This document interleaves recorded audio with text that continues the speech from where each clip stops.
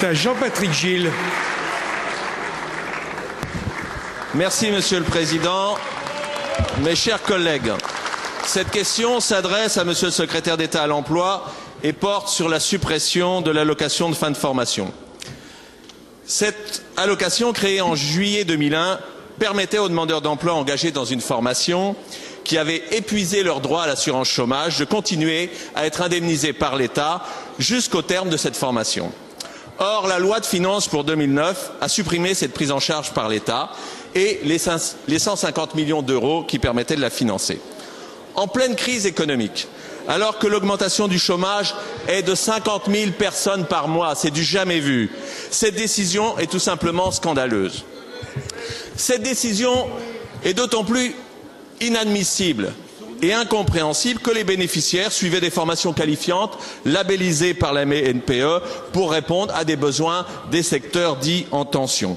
Très concrètement, depuis le 1er janvier, des demandeurs d'emploi engagés dans une formation pour devenir, par exemple, infirmier, c'est souvent le cas, ou aide-soignant encore, faute de pouvoir bénéficier de cette indemnisation relais, vont dans les semaines qui viennent, arrêter leur formation alors qu'ils étaient assurés d'un emploi à l'obtention de leur diplôme.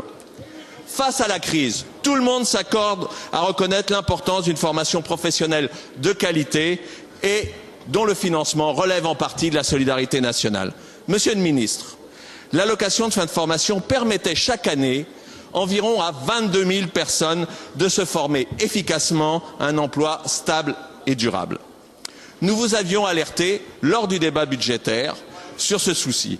Mais par souci sûrement d'économie, mais surtout, et il faut le dire ici, par sous-estimation des conséquences de la crise, vous avez d'un trait de plume rayé ce dispositif simple, efficace et qui a fait ses preuves, de la même manière que vous continuez à démanteler l'AFPA aujourd'hui. Alors, Monsieur le Ministre, ma question est claire. Comment comptez-vous réparer cette erreur à la fois économique et sociale ? Quand et comment comptez-vous rétablir l'allocation de fin de formation? Monsieur le Secrétaire d'État chargé de l'Emploi.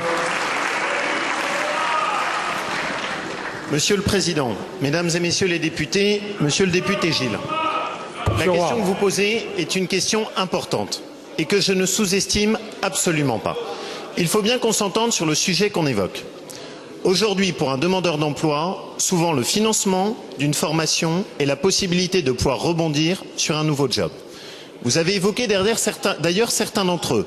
Je pense aux formations d'aide-soignante ou aux formations d'infirmières. Il s'agit parfois de formations longues, 6 mois, 1 an, voire 2 ans pour des formations d'aide-soignante. Le sujet qui se pose est très simple. Pendant cette durée, est-ce qu'on arrive à être accompagné par une indemnisation chômage sur la totalité de la durée de la formation ? L'AFF était là pour ça. Et l'AFF permettait à ceux qui étaient en fin de droit d'indemnisation du chômage d'avoir un complément pour finir leur formation. Comme vous l'avez évoqué, ce dispositif avait été mis en place en 2001 et pris à sa charge par l'État parce que l'assurance chômage à l'époque était en déficit et que l'État avait voulu compenser. Lors de la négociation sur l'assurance chômage, nous avons donc saisi les partenaires sociaux en leur proposant, dès lors que l'assurance chômage est aujourd'hui excédentaire, de le prendre à leur charge. Nous avons eu la réponse. Les partenaires sociaux n'ont pas voulu l'incorporer dans la négociation sur l'assurance chômage. Pour autant, s'agissant d'un dispositif qui concerne 35 000 personnes, dans une période de crise, il est hors de question de laisser de côté un instrument qui est un instrument utile et qui a fait ses preuves. À la demande du Président de la République et du Premier ministre, nous avons donc, dès que nous avons eu les résultats de la négociation sur l'assurance chômage, saisi les partenaires sociaux. Et nous sommes en cours de négociation avec eux pour permettre la prolongation, évidemment, de ce dispositif. Les résultats seront obtenus dans les 10 jours et l'issue sera positive. Monsieur Gille, je vous connais. Vous connaissez très bien les sujets d'emploi. D'habitude, vos informations et vos interventions sont toutes constructives. Le sujet que vous posez est un vrai sujet. Mais pourquoi chercher à tout prix à en faire une polémique? Heureusement que nous n'avons pas attendu votre intervention pour résoudre la question. La parole est à Jean